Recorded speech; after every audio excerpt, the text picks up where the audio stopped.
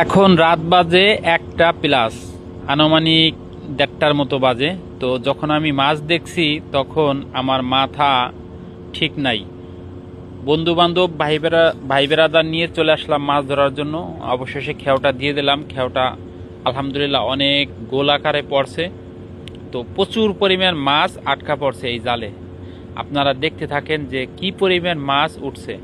মালয়েশিয়াতে জোয়ার ভাটার পানি যখন আসে তখন প্রচুর পরিমাণ বাটা মাছ, তেলাপিয়া মাছ, অনেক ধরনের মাছ আসে। অনেকে আমরা মাছ ধরতে গিয়ে মাছ পাই না, তো বুঝতে পারি না যে কোন সময় মাছ আটকা পড়ে। তো দেখেন কি পরিমাণ মাছ উঠছে, আমি টাইনে উঠাইতে পারতাছি না।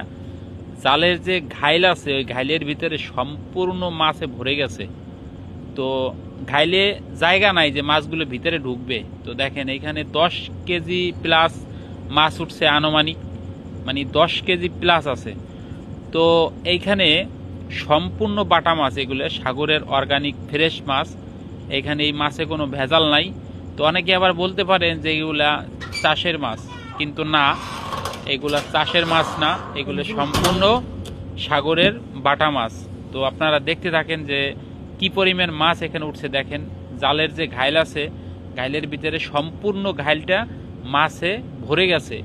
তো যেই পরিমাণ মাছ জালে আটকা পড়ছিল, কমসে কম 30 কেজি মাছ আটকা পড়ছিল, কিন্তু জালের যে ঘাইল আছে তাতে 10 কেজি ফ্লাপ হয়ে গেছে।